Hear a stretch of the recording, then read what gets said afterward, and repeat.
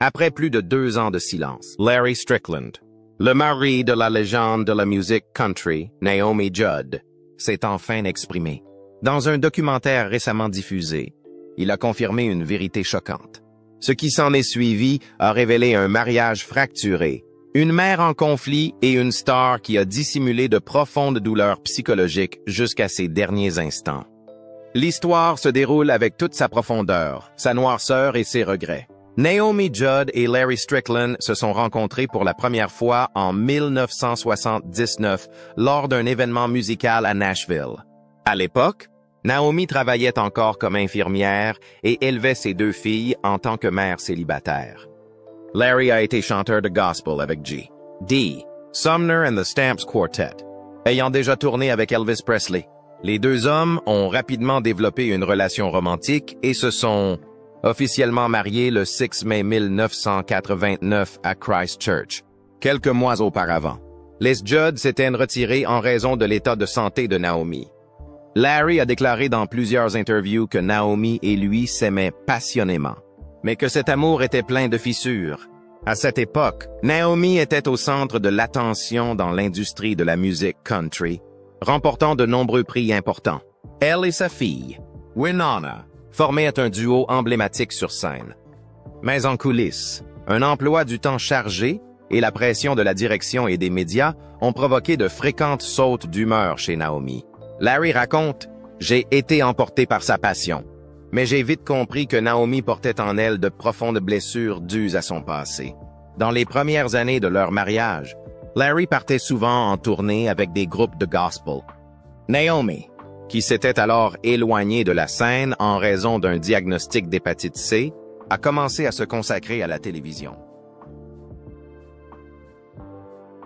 à l'écriture et à la défense des causes sociales. Si sa nouvelle carrière lui offre des opportunités, elle complique aussi sa vie de famille. Naomi a écrit un jour dans son journal personnel qu'elle ne se sentait pas assez bien pour garder longtemps un homme comme Larry. Elle est souvent hantée par la peur d'être abandonnée.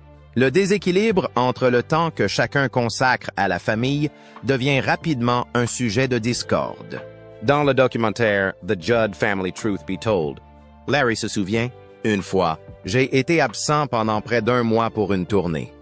Et quand je suis revenu, tout ce qui se trouvait dans ma chambre était en lambeaux. Nos photos de mariage avaient été déchirées.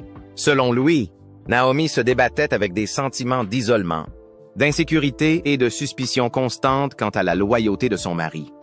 Les antécédents familiaux de Naomi ont également joué un rôle dans son instabilité psychologique.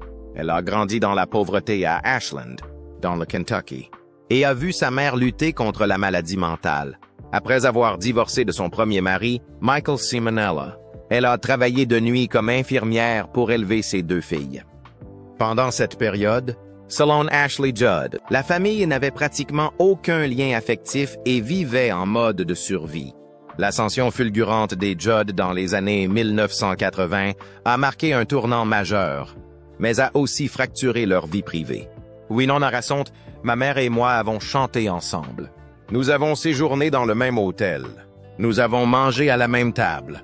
Mais nous ne nous comprenions pas. » De son côté, Ashley, la field cadette, a admis dans ses mémoires « Tout ce qui est amer et doux », qu'elle s'était sentie un jour complètement abandonnée par sa mère au profit de l'art et des hommes. Larry a admis qu'il savait que Naomi était profondément blessée et émotionnellement instable.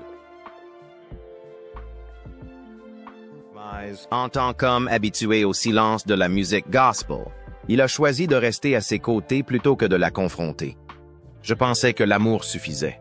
J'avais tort, dit-il.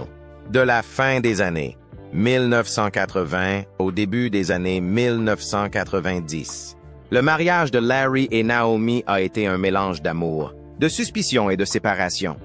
Dans une interview accordée au magazine People, Larry a révélé qu'il avait un temps envisagé de divorcer en raison d'une pression trop forte, mais qu'il avait retiré cette idée parce qu'il ne voulait pas que Naomi se sente abandonnée une fois de plus. Leur relation a été décrite comme la rencontre d'un feu et d'un vent, capable de s'embraser intensément, mais aussi de tout détruire sur son passage.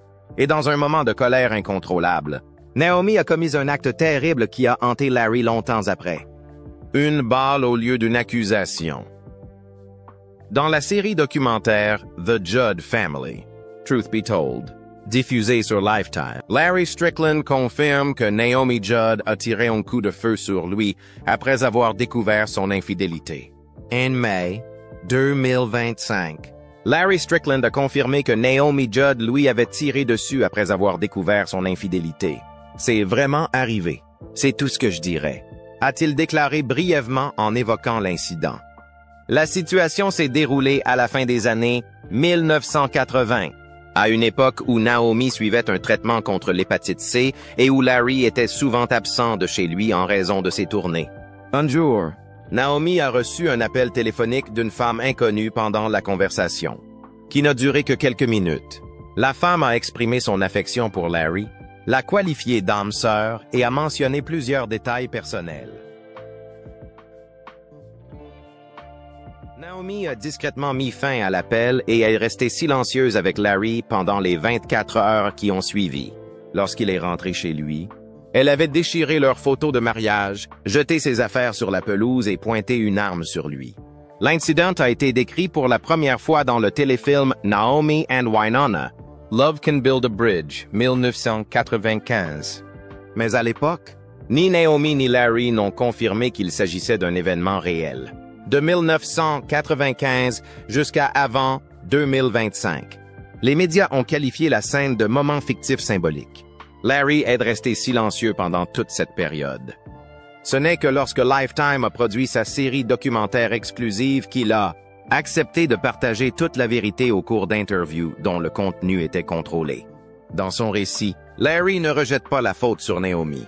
Il a décrit ses actions comme une explosion de douleur inexprimée, résultant d'une longue histoire de trahison. Selon lui, elle n'avait pas l'intention de tuer, mais voulait qu'il ressente le poids d'être poussé à bout. L'incident a été gardé secret à l'époque pour plusieurs raisons. Tout d'abord, Naomi était une figure de proue de l'industrie américaine de la musique country, représentant une figure maternelle résiliente et inspirante. Deuxièmement, Larry n'a jamais appelé la police. Il a fait ses valises et a quitté temporairement la maison pendant quelques semaines, ne revenant qu'après que Naomi lui ait envoyé des excuses. Nous avons conclu un accord silencieux, par amour, pour la carrière et pour les enfants, a-t-il dit. La réaction de la famille n'a pas été uniforme. Winona, dans un clip inédit, a raconté qu'elle avait été témoin des suites de l'incident, mais qu'on lui avait dit de n'en parler à personne. Elle a déclaré « Ma mère m'a toujours dit que les femmes devaient être fortes, mais je ne pense pas qu'elle ait réalisé que la force ne vient pas d'une arme à feu. » Ashley Judd n'a pas fait de déclaration officielle à la suite du documentaire, mais dans ses mémoires de 2011, elle a mentionné des conflits majeurs entre ma mère et mon beau-père, offrant une description brève mais précise. D'après des extraits de son journal personnel révélés dans le film, Naomi a écrit un jour « Je ne sais pas pourquoi je l'ai fait, mais à ce moment-là, j'avais l'impression que le monde entier était contre moi, et Larry était la dernière personne qu'il me restait. Puis il m'a quitté aussi. » De grands médias tels que le New York Post, Fox News et Eaton Line ont tous rapporté l'histoire.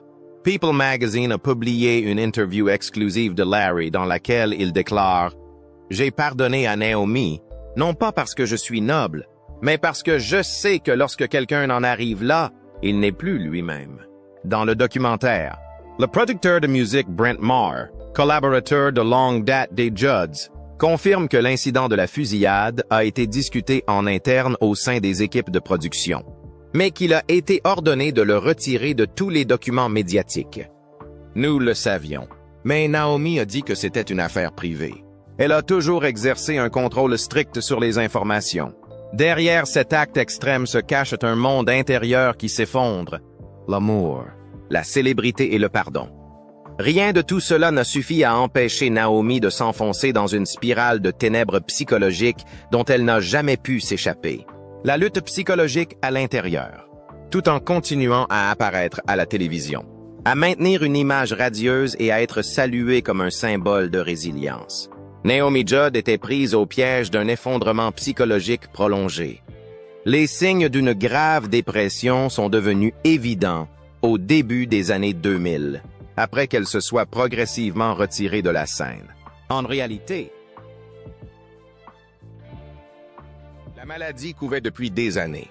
Dans ses mémoires de 2016, River of Time, Naomi a écrit qu'il y avait des jours où elle ne pouvait pas sortir du lit, incapable même d'entrer dans la salle de bain ou de répondre au téléphone. Ce n'était pas seulement de la fatigue, c'était un profond sentiment de désespoir que rien ne pouvait apaiser.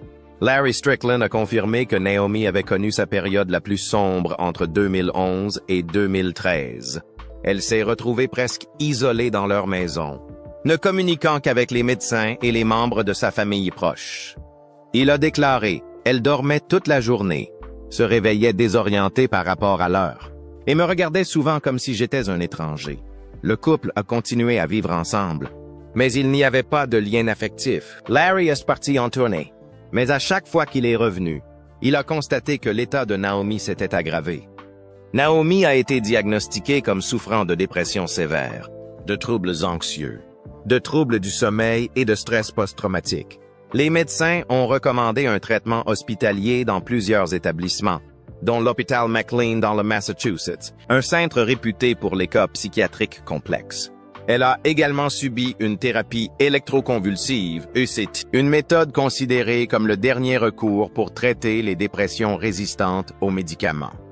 Dans une interview accordée à Good Morning America, Naomi a décrit l'ECT comme une réinitialisation du cerveau, mais les émotions ne suivent pas. Malgré de multiples traitements intensifs, l'état de Naomi ne s'est jamais amélioré durablement. Des documents de post-production du documentaire 2025 ont révélé que durant les 2 dernières années de sa vie, elle a eu recours à des antidépresseurs puissants combinés à une thérapie hebdomadaire. Larry a décrit cette phase de la vie comme un défi à la fois physique et mental. Il a raconté qu'il y avait des nuits où Naomi restait éveillée jusqu'au matin, sans bouger et en regardant par la fenêtre. Sur les vidéos de ces derniers jours, Naomi apparaît amaigrie, le regard vide. Elle se préparait à la cérémonie d'intronisation au Country Music Hall of Fame, prévue le 1er mai 2022. C'était la première fois que les Judds étaient officiellement honorés aux côtés de légendes telles que Johnny Cash et Dolly Parton. Peu de gens savaient qu'un jour auparavant, Naomi avait pris la dernière décision de sa vie. L'après-midi du 29 avril 2022, Naomi s'envole de Vienne, en Autriche, pour Nashville. Ce voyage n'avait pas été annoncé auparavant et, à ce jour, la raison de son voyage en solo à l'étranger n'est toujours pas claire. Larry a confirmé qu'il ne l'accompagnait pas en raison d'une représentation prévue en Floride. Il a déclaré « Lorsque j'ai appelé pour demander comment s'était passé le vol, elle a simplement dit « Je suis de retour, mais je suis épuisé. » Le Trent Averill, verse Dix H. Même. Naomi a été retrouvée morte à son domicile de Leiper's Fork, dans le Tennessee. C'est sa fille, Ashley, qui a découvert son corps. Le rapport du médecin légiste a confirmé que Naomi s'était suicidée en utilisant une arme de poing enregistrée dans sa chambre. Selon Ashley, qui a parlé à CBS dimanche matin, elle et sa mère ont eu leur dernière conversation la nuit précédente. Elle m'a dit qu'elle m'aimait, mais ses yeux étaient complètement vides. La mort de Naomi est survenue quelques heures avant le début de la cérémonie du Panthéon. La famille a choisi de poursuivre l'événement le lendemain, lorsque Nana est montée sur scène, tenant une photo de sa mère, et a prononcé un bref discours. Je ne sais pas comment je vais continuer à vivre sans ma mère, mais je sais qu'elle s'est battue plus longtemps que toutes les personnes que j'ai rencontrées. Pendant ce temps, Larry n'a pas prononcé de discours et s'est contenté de s'asseoir au premier rang, en baissant la tête devant le portrait de sa femme. De nombreux experts en santé mentale ont par la suite analysé le cas de Naomi comme un exemple classique de dépression à haut fonctionnement, où une personne est encore capable de travailler, de socialiser et de maintenir une image positive alors qu'elle est complètement effondrée intérieurement. Naomi était une star adulée, un symbole de force et, en même temps, une victime d'une société qui ne parvient toujours pas à comprendre pleinement les maladies mentales. Naomi est décédée à un moment qui aurait dû être l'apogée de sa carrière de 4 décennies. laissant derrière elle un grand vide dans le cœur de ses fans. Peu de temps après la commémoration de Naomi Judd, des détails de son testament ont commencé à être divulgués, déclenchant des vagues de controverses publiques. Le testament oublié. La succession de Naomi, estimée à environ 25 millions de dollars, a été entièrement laissée à son mari, Larry Strickland. Dans le testament signé en 2017 et rendu public en 2023, il n'est pas fait mention de ses filles, Wynonna Judd et Ashley Judd. Ce détail a immédiatement suscité de vives réactions dans les médias. D'autant plus que Naomi a longtemps été connue comme l'image d'une mère dévouée tout au long de sa carrière artistique. Dans un premier temps, Wynonna, qui s'est produite aux côtés de Naomi sur scène pendant plus de 30 ans, a semblé stupéfaite. Elle a déclaré à Entertainment Tonight: « Je ne comprends pas pourquoi, mais je sais que ma mère n'a jamais rien fait sans raison. » Quelques semaines plus tard, Wynonna a fait une déclaration officielle affirmant qu'elle n'avait pas l'intention de contester le testament et qu'elle soutenait pleinement la décision de laisser la succession à Larry. Si cela a permis de calmer l'opinion publique, cela n'a pas effacé les soupçons sur la véritable relation de Naomi avec ses filles dans ces dernières années. Dans le documentaire The Judd Family Truth Be Told, plusieurs enregistrements audio et messages vocaux entre Naomi et Wynonna ont été rendus publics. Nombre de ces messages révèlent une relation mère-fille tendue. Dans un enregistrement datant de mars 2021, Naomi dit: « Tu me fais culpabiliser pour mon propre succès. Je suis fatiguée de te demander de me pardonner pour des choses que je n'ai pas voulu faire. » Un autre message envoyé 3 semaines avant sa mort reflétait un profond conflit. « Tu veux que je sois présente, mais quand je m'approche, tu me repousses. » Ashley Judd, la fille cadette, n'a pas réagi directement au testament, mais dans un article paru dans The Atlantic, elle a souligné que les familles ne fonctionnent pas toujours selon des principes de justice. Dans ses mémoires, All That Is Bitter and Sweet, Ashley a parlé de son sentiment d'abandon pendant son enfance, lorsque sa mère était trop concentrée sur sa carrière musicale avec Wynonna. J'ai été élevée par mes grands-parents qui vivaient dans l'ombre de 2 femmes constamment en tournée. Ces témoignages ont déclenché un débat public. Naomi était-elle vraiment la mère qu'elle semblait être aux yeux du public? Naomi était-elle vraiment la mère qu'elle semblait être aux yeux du public? Ou cette image était-elle une marque soigneusement élaborée? Un élément essentiel de la stratégie médiatique des Judd? Certains journalistes couvrant la musique country ont observé que Naomi exerçait un contrôle étroit sur l'image de la famille, demandant même que certains extraits d'interviews de Wynonna soient coupés s'ils ne correspondaient pas à l'image idéalisée de la mère et de la fille. Un autre aspect a également retenu l'attention. Le testament a été signé en 2017. Alors que Naomi venait de terminer un long traitement psychologique. Des experts juridiques ont mis en doute le fait qu'elle était pleinement lucide à l'époque, bien qu'aucune contestation formelle n'ait été déposée par la famille. Pourtant, Larry Strickland a affirmé dans une interview au magazine People que Naomi était lucide, résolue et entièrement intentionnelle lorsqu'elle a rédigé le testament. Elle m'a dit que si quelque chose arrivait, j'avais confiance que tu étais la seule personne assez calme pour s'occuper de tout. Au-delà de l'aspect financier, la mort de Naomi a également modifié la dynamique entre Wynonna et Ashley. Pendant des années, les sœurs ont gardé une distance notable, en partie à cause de différences de personnalité, en partie à cause de tensions familiales de longue date. Mais après les funérailles, elles ont commencé à apparaître ensemble plus fréquemment, en particulier lors des événements commémoratifs pour leur mère. Larry a déclaré que la seule chose que la mort de Naomi nous ait apporté était peut-être de leur permettre de redevenir sœurs, au sens le plus émotionnel du terme. Par ailleurs, dans le documentaire, des images rares montrent que Naomi avait écrit des lettres à la main pour ses 2 filles, mais qu'elle ne les avait jamais envoyées. Le message était bref, quelques lignes seulement. Je ne sais pas comment m'excuser suffisamment. J'espère qu'un jour tu comprendras que je vous ai aimés tous les 2 à ma façon. La lettre a été retrouvée après sa mort, placée dans un tiroir privé à côté de son lit. Pour le public, le contenu du testament est devenu un point d'ignition parce qu'il a brisé L'image familière des Judd comme une famille d'artistes soudés et chaleureuse. Mais pour ceux qui étaient à l'intérieur, ce n'était que la partie émergée d'un iceberg bien plus grand.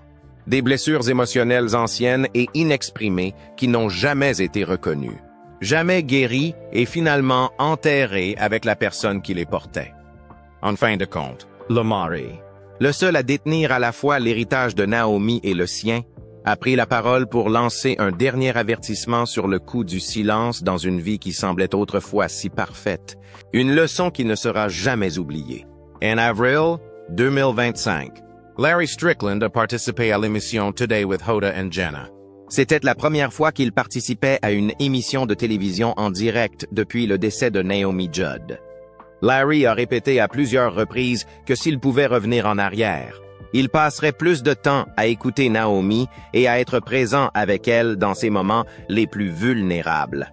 Sa déclaration n'a pas seulement clos la série d'interviews entourant la mort de sa femme, elle a également ouvert une conversation plus large au sein de la communauté artistique sur la santé mentale. Après la diffusion de l'émission, il a été invité à prendre la parole lors de forums communautaires organisés par la National Alliance on Mental Illness, NAMI, devenant ainsi la voix représentative des familles de personnes souffrant de dépression grave. J'avais l'habitude de croire que l'amour suffisait, mais l'amour ne remplace pas la compréhension et n'atténue pas la maladie. Au même moment, Winona Judd a lancé la tournée Back from Silence, en hommage à sa mère décédée et dans le but de sensibiliser le public à la dépression. Au cours de ses spectacles, elle s'interrompt souvent pour faire part de ses réflexions personnelles, s'étranglant parfois lorsqu'elle parle de Naomi. Ashley Judd, qui avait jusque-là évité les médias, a commencé à participer à des forums publics et à rédiger des essais pour le magazine Time sur les traumatismes émotionnels et le rôle de la famille dans la reconnaissance des signes avant-coureurs. Le décès de Naomi Judd n'était plus seulement le chagrin privé d'une famille d'artistes. Le documentaire The Judd Family Truth Be Told ne s'est pas contenté de recueillir des témoignages, des images des coulisses ou le dernier message vocal de Naomi. Il a servi de témoignage honnête sur le danger du silence. Le discours public a commencé à se demander si la culture de préservation de l'image de l'industrie du divertissement, l'impulsion de dissimuler la douleur, ne rendait pas les personnalités publiques plus enclines à s'effondrer. Pour Larry, la réponse était claire. Nous n'avons pas besoin d'icônes parfaites. Nous avons besoin d'êtres humains qui ont le droit d'être fragiles. De nombreuses grandes stars de la country, telles que Trisha Yearwood, Keith Urban et Reba McEntire, ont soutenu publiquement les efforts de défense de Larry, Winona et Ashley. Elles ont toutes participé au concert d'hommage à Naomi en 2024, où elles ont toutes insisté sur le même message. La douleur psychologique ne peut rester éternellement cachée sous les projecteurs. L'histoire de Naomi Judd ne s'est pas terminée par un scandale, mais par une profonde leçon sur la négligence involontaire dans les relations les plus étroites. Larry Strickland, l'homme qui a été abattu, aimé et finalement laissé pour compte, est devenu le témoin vivant de cette vérité. Il ne s'agit pas seulement du parcours d'une artiste talentueuse confrontée à ses ténèbres intérieures, mais aussi d'une prise de conscience du silence qui règne, même parmi les personnes les plus proches de nous. Si vous avez déjà remarqué que quelqu'un changeait sans savoir pourquoi, n'attendez pas qu'il s'exprime. Écoutez-la, même si elle ne dit rien. Partagez cette vidéo si vous pensez que ce message doit être entendu. Abonnez-vous à notre chaîne pour ne pas manquer d'autres histoires vraies et significatives. Merci d'être resté avec nous jusqu'à la fin. Et rendez-vous dans la prochaine vidéo.